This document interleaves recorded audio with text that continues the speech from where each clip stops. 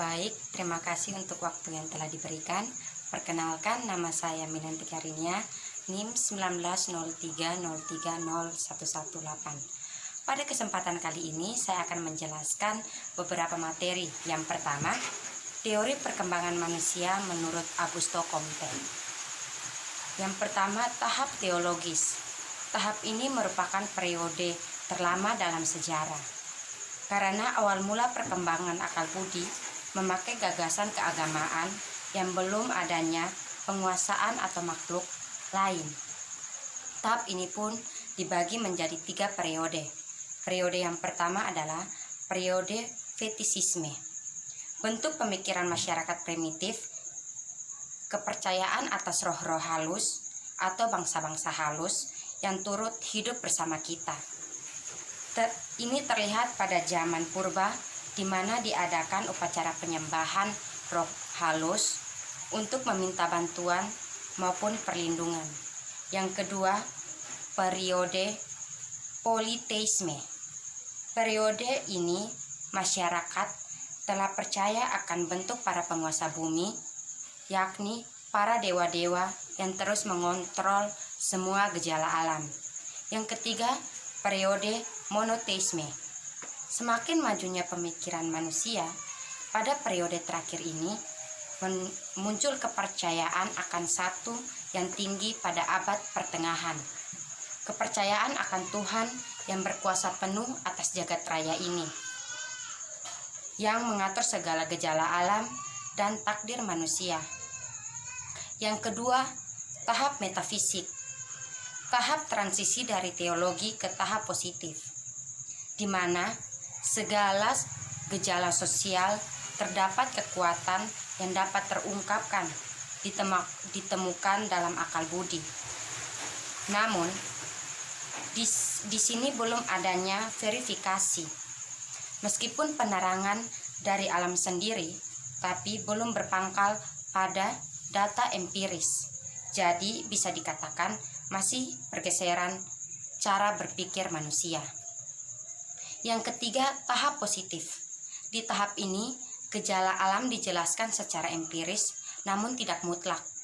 Tetapi, pengetahuan dapat berubah dan mengalami perbaikan seiring intelektual manusia sehingga dapat diterapkan dan dimanfaatkan. Akal budi penting, tapi harus berdasarkan data empiris agar memperoleh hukum-hukum baru. Baik, yang kedua saya akan menjelaskan tentang jenis-jenis solidaritas, teori bunuh diri, sistem sosial, dan fakta sosial menurut Durkheim. Yang pertama, jenis-jenis solidaritas. Jadi, Emile Durkheim membagi masyarakat berdasarkan bentuk dari solidaritas sosialnya, yaitu antara lain yang pertama, 1. Solidaritas organik.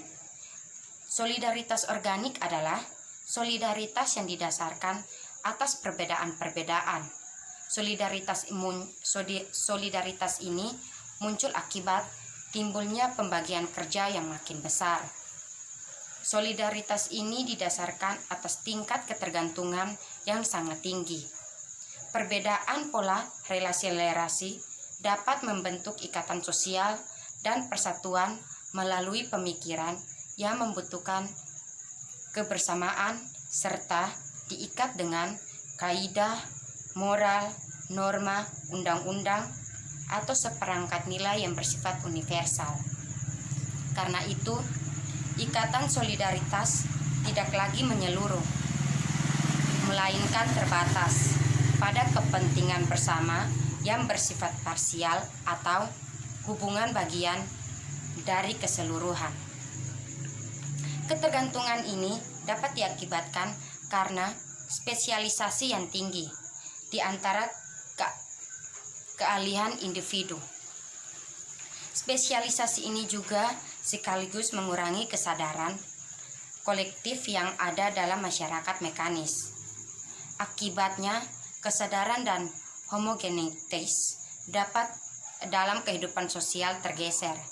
Keahlian yang berbeda dan spesialisasi itu, muncullah ketergantungan fungsional yang bertambah antara individu-individu yang memiliki spesialisasi dan secara relatif lebih otonom sifatnya. Yang kedua, solidaritas mekanik. Solidaritas mekanik adalah bahwa solidaritas ini didasarkan pada tingkat homogenitas yang tinggi dan kepercayaan sentimen dan sebagainya. Model solidaritas seperti ini biasa ditemukan dalam masyarakat primitif atau masyarakat tradisional yang masih sederhana. Dalam masyarakat seperti ini, pembagian kerja hampir tidak terjadi. Seluruh kehidupan dipusatkan pada sosok kepala suku.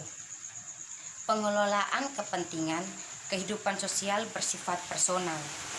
Ketertarikan sosial terjadi karena kepatuhan terhadap nilai-nilai tradisional yang dianut oleh masyarakat. Demikian juga kepemimpinan yang dilaksanakan berjalan secara turun-temurun. Solidaritas mekanis ini terjadi dalam masyarakat yang memiliki ciri khas keseragaman, pola-pola relasi sosial, memiliki latar pekerjaan yang sama, dan kedudukan semua anggota. Apabila nilai-nilai budaya yang melandasi relasi mereka dapat menyatu mereka secara menyeluruh, maka akan memunculkan ikatan sosial yang kuat dan ditandai dengan munculnya identitas sosial yang kuat pula. Individu menyatu diri dalam kebersamaan, sehingga tidak ada aspek kehidupan yang tidak diseragamkan oleh relasi-relasi sosial yang sama. Individu melibatkan diri secara penuh dalam kebersamaan pada masyarakat. Karena itu, tidak terbayangkan bahwa hidup mereka masih dapat berlangsung apabila salah satu aspek kehidupan dipisahkan dari kebersamaan. Solidaritas mekanik menunjukkan berbagai komponen atau indikator penting. Contohnya yaitu adanya kesadaran kolektif yang didasarkan pada sifat ketergantungan individu yang memiliki kepercayaan dan pola normatif yang sama. Individualitas tidak berkembang karena dihilangkan oleh tekanan, aturan atau hukum yang bersifat menekan. Sifat hukuman cenderung mencerminkan dan menyatakan kemarahan kolektif yang memunculkan atas penyimpangan atau pelanggaran kesadaran kolektif dalam kelompok sosial. Yang berikut teori bunuh diri. Yang pertama, bunuh diri egoistik. Kasus bunuh diri egoistik ini dapat ditemukan dalam kehidupan sosial di mana individu tidak berinteraksi dengan baik dalam unit sosial yang luas. Individu dengan masyarakat sangatlah erat kaitannya. Hal ini dikarenakan individu merupakan bagian dari masyarakat dan masyarakat juga bagian dari individu. Akan tetapi, jika integrasinya lemah, maka akan menyebabkan perasaan individu itu bukan bagian dari masyarakat, yang berarti juga bahwa masyarakat itu bukan bagian dari sang individu. Yang kedua, bunuh diri altruistik. Kasus bunuh diri ini lebih mungkin terjadi ketika integrasi sosial terlalu kuat. Jika angka bunuh diri altruistik semakin tinggi, jelaslah integrasi akan semakin kuat. Jika semakin banyak harapan yang tersedia karena ia bergantung pada adanya sesuatu yang indah setelah hidup di dunia ini. Ketika integrasi melemah, seseorang akan melakukan bunuh diri karena ia beranggapan bahwa tidak ada lagi kebaikan yang lebih besar yang dapat menopang mereka. Ketika integrasi tinggi, mereka melakukan bunuh diri demi kebaikan yang lebih tinggi. Yang berikut, bunuh diri anomik. Kasus bunuh diri yang terjadi ketika kekuatan regulasi masyarakat terganggu. Gangguan itu mungkin individu akan merasa tidak puas karena lemahnya kontrol terhadap nafsu mereka. yang akan bebas berkeliaran dalam ras yang tidak pernah puas terhadap kesenangan. Angka bunuh diri dari anomik bisa meningkatkan terlepas dari apakah gangguan itu positif seperti peningkatan ekonomi atau negatif seperti penurunan ekonomi. Dari kedua macam gangguan ini membuat kolektivitas masyarakat menjadi tidak mampu melancarkan otoritasnya terhadap individu untuk sementara waktu. Perubahan-perubahan semacam ini menempatkan orang dalam situasi di mana norma-norma lama sudah tidak berlaku lagi, dan sedangkan norma-norma baru belum lagi dikembangkan. Dengan adanya semacam ini, melepaskan arus rasa ketercabutan anomi dari akar dan rasa kehilangan norma-norma meningkat, dan arus ini cenderung meningkatkan bunuh diri anomi. Yang berikut bunuh diri fatalistik. Bunuh diri fatalistik adalah sebaliknya dari anomi. Fatalistik terjadi dalam situasi regulasi meningkat. Emil Durkheim melukiskan orang-orang yang lebih mungkin untuk melakukan bunuh diri fatalistik sebagai pribadi-pribadi dengan masa depan yang terhalang tanpa ampun dan nafsu-nafsu yang dicekik dengan kasar oleh disiplin yang bersifat menindas. Yang berikut sistem sosial. Pengertian fakta sosial. Kata fakta sosial pertama kali diperkenalkan pada abad ke-19 oleh sosiolog Prancis yang bernama Emile Durkheim.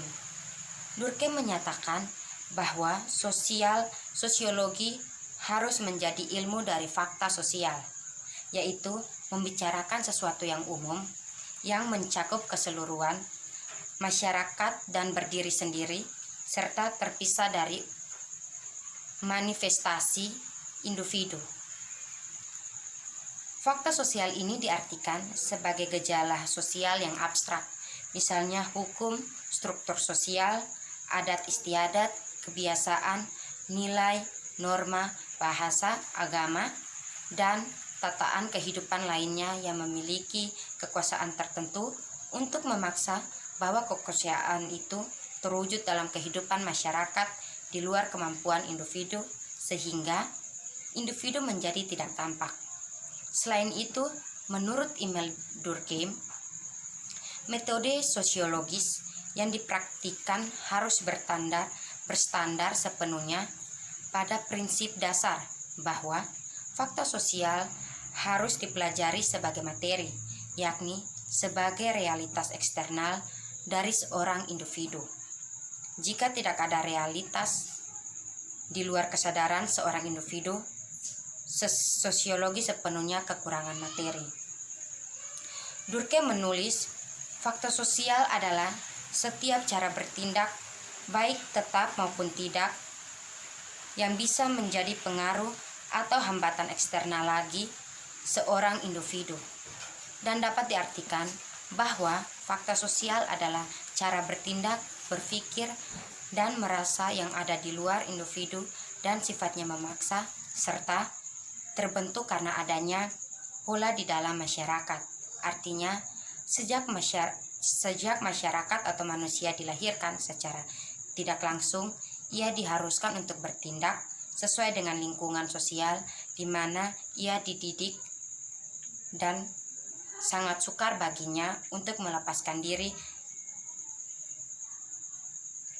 dari aturan tersebut. Sehingga ketika seseorang berbuat lain dari apa yang diharapkan oleh masyarakat, maka ia akan mendapatkan tindakan koreksi, ejekan, celaan, bahkan mendapatkan sebuah hukuman. Yang berikut fakta sosial ini menurut Durkheim terdiri atas dua macam. Yang pertama dalam bentuk material, yaitu barang yang dapat disimak, ditangkap, dan diobservasi. Fakta sosial ini yang merupakan bagian dari dunia nyata, contohnya arsitektur dan norma hukum. Dan yang kedua dalam bentuk non-material, yaitu sesuatu yang ditangkap nyata atau eksternal. Fakta ini bersifat intersubjektif yang hanya muncul dari dalam kesadaran manusia. Sebagai contoh, egoisme, altruisme, dan opini. Penjelasan mengenai fakta sosial dapat dilakukan melalui dua cara, yaitu yang pertama, penjelasan sebab akibat. Fakta sosial harus dijelaskan berdasarkan fakta sosial yang mendahuluinya, sehingga dapat mengetahui sebab dari terbentuknya fakta sosial tersebut. Setelah sebab tersebut ditemukan, selanjutnya mencari penyebab fakta sosial tersebut masih ada. Kenyataan bahwa fakta sosial itu masih ada, selanjutnya dapat dijelaskan berdasarkan fungsi yang dimilikinya. Yang kedua, penjelasan fungsional. Fungsi suatu fakta sosial harus selalu ditemukan dalam hubungannya dengan suatu tujuan sosial lainnya.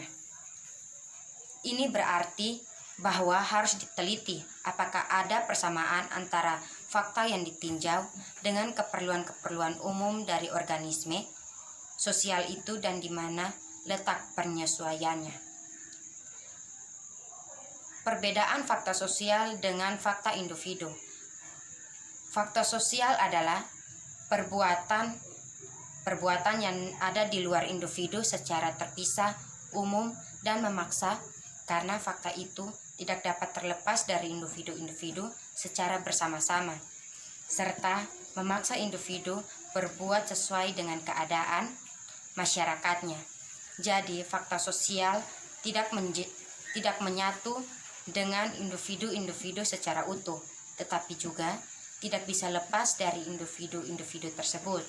Intinya, dari fakta sosial ini yaitu adanya tindakan yang dilakukan disebabkan karena adanya pola dalam hubungan sosial itu sendiri.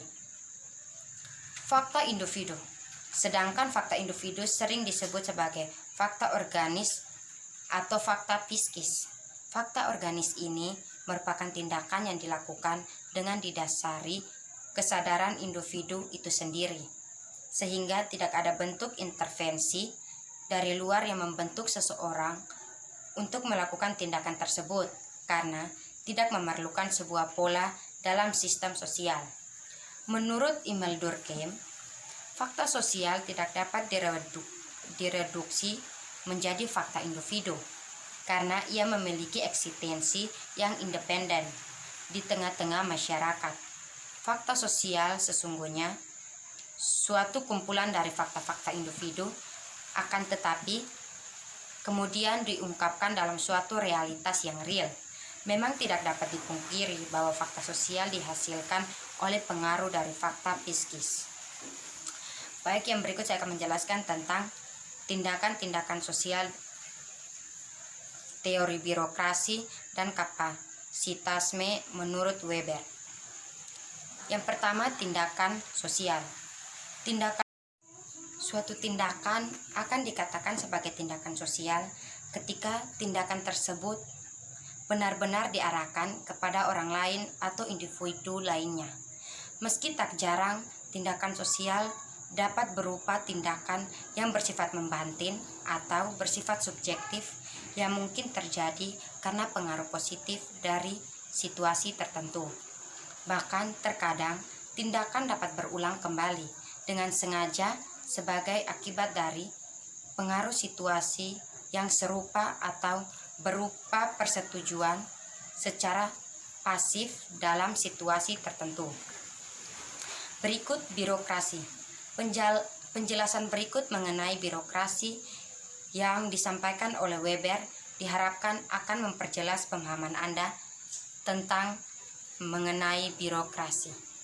Weber tidak pernah mendefinisikan birokrasi secara jelas berdiri sendiri, tetapi hanya mengemukakan ciri-ciri, gejala, proposisi-proposisi, dan dari pengalaman-pengalaman yang ia lihat sehari-hari. Dari kesemuanyaan ini, para pembaca dapat menafsirkan pengertian birokrasi yang dimaksud oleh Weber, termasuk karakteristik yang khusus, dipandang sebagai bentuk birokrasi yang paling rasional. Konsep umum birokrasi yang dikemukakan oleh Weber dibentuk melalui kesimpulan dari sejumlah bagian besar kiasan yang dibuatkan untuk itu. Salah satu petunjuk bagi konsep umum Weber tampak dalam identifikasinya terhadap jenis birokrasi patrimonial dan birokrasi rasional. Birokrasi patrimonial berbeda dengan tipe birokrasi rasional. Birokrasi patrimonial diangkat berdasarkan kriteria subjektif karena ada hubungan emosional dengan pejabat yang mengangkat, sedangkan birokrasi rasional diangkat berdasarkan kriteria objektif, yakni syarat-syarat yang sudah ditetapkan lebih dulu sehingga seseorang masuk menjadi pegawai pemerintah. Konsep tentang pejabat merupakan dasar bagi adanya birokrasi menurut Weber.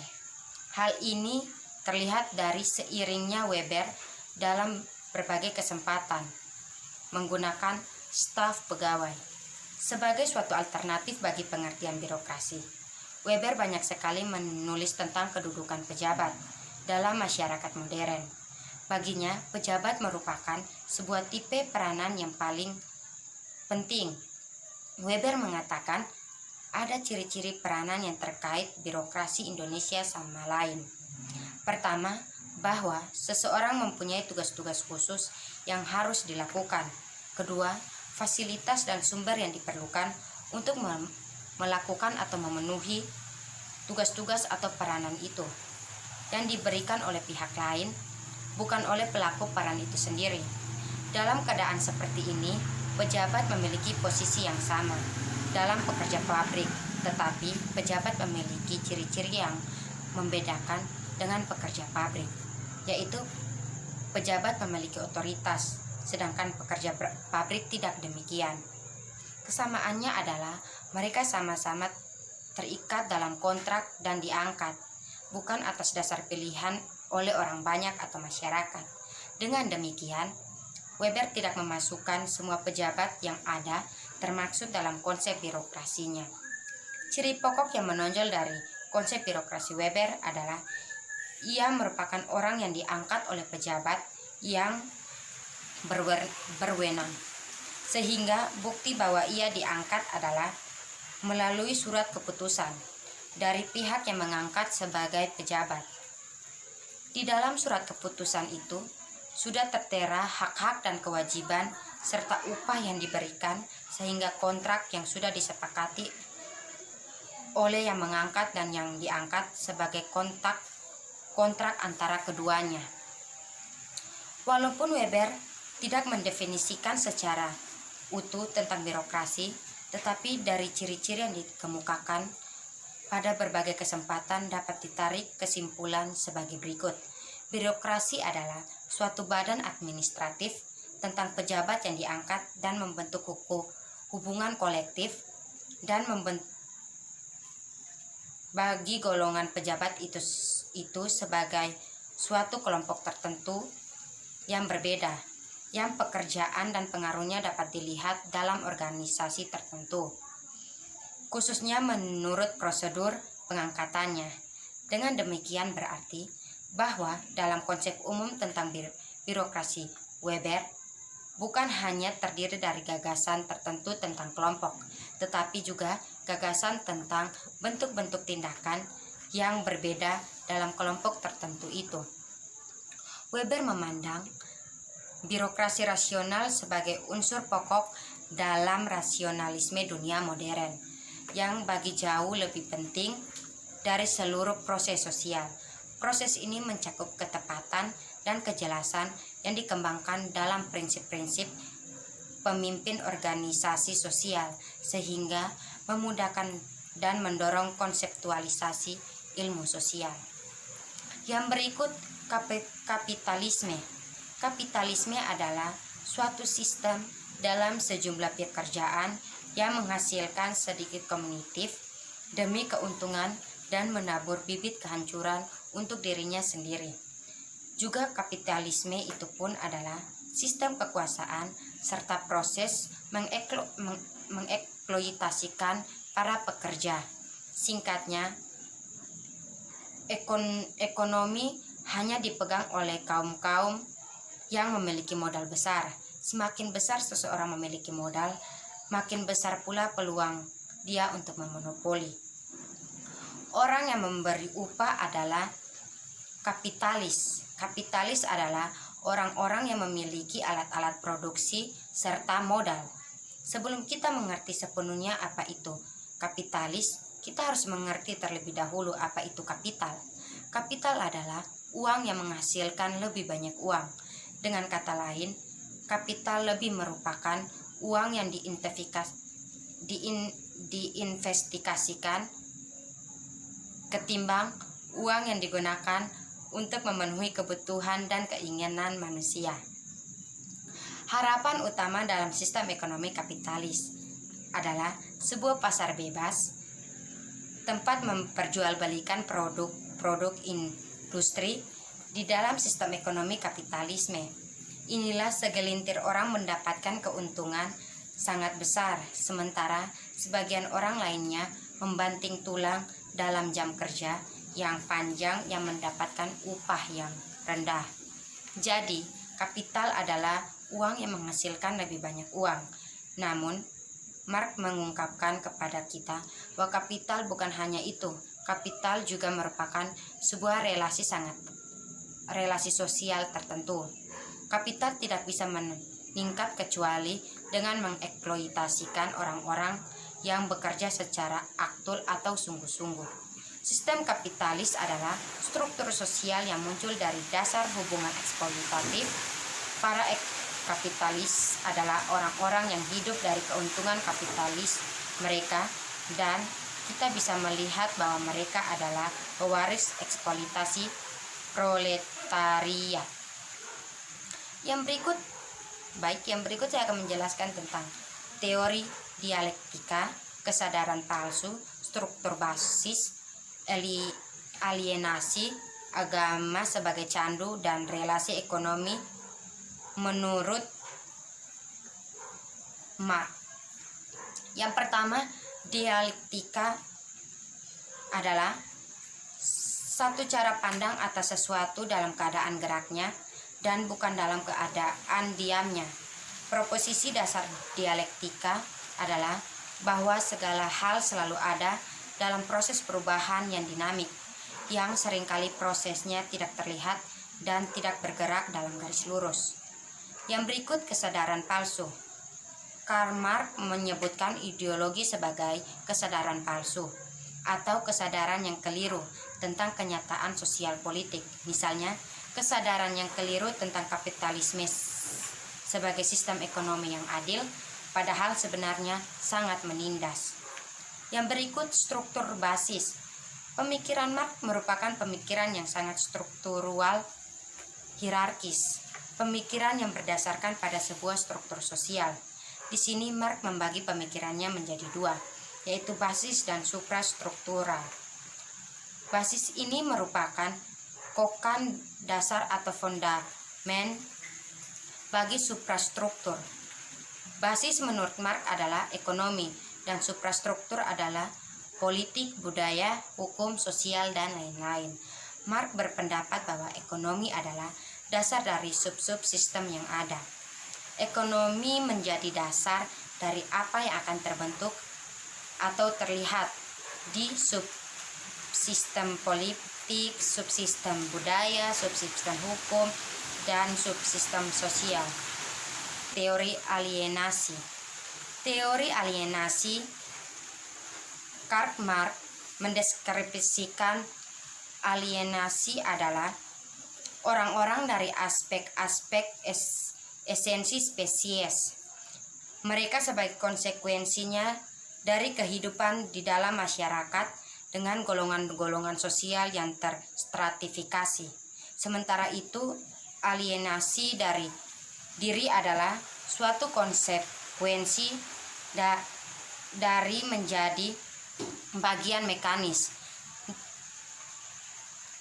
dari sebuah golongan sosial, sebuah kondisi yang mengalienasi seseorang dari kemanusiaan mereka. Yang berikut agama sebagai candu. Ditulis Marx tersebut adalah agama adalah keluh kesah dari masyarakat yang tertindas, hati dari dunia yang tidak berhati, dan jiwa dari keadaan yang tidak berjiwa. Agama adalah opium masyarakat. Marx sadar dan geram dengan kenyataan bahwa kaum elit penguasa itu menggunakan agama untuk memobilisasi rakyat untuk sendiri. Argumen Marx bersama kawannya yang paling berpengaruh adalah bahwa agama harus dijelaskan dalam konteks kondisi sosial dan ekonomi, tidak melulu teologis dan terkontakkan pada dikotomi pahala dosa dan surga neraka. Dalam tulisan ini akan dibahas dua gagasan yang paling fenomenal dari sekian diskursus penting dari analisis Marx tentang agama, yakni agama dan Tuhan sebagai produk kehidupan masyarakat, dan agama merupakan ilusi masyarakat untuk memaknai agama adalah candu. Yang berikut adalah relasi ekonomi politik. Pemahaman ekonomi politik dalam pendekatan di mana institusi politik atau agen politik, yaitu dalam hal ini negara, mendefinisikan dan melindungi kepentingan politik dari sebuah kelas atas kemampuannya sendiri, dan karena negara adalah instrumen yang dikendalikan kelas itu. Demikian dengan penulis memandang ide utama dari struktural bahwa negara bisa bertindak atas negara kelas kapitalis, tetapi belum tentu negara akan bertindak atas perintah dari kelas itu. Dengan kata lain, struktural membedakan antara pandangan tentang negara sebagai alat kekuasaan dengan kepentingan kapitalis atau kapitalisme itu sendiri. Baik, sekian dari saya, semoga bermanfaat.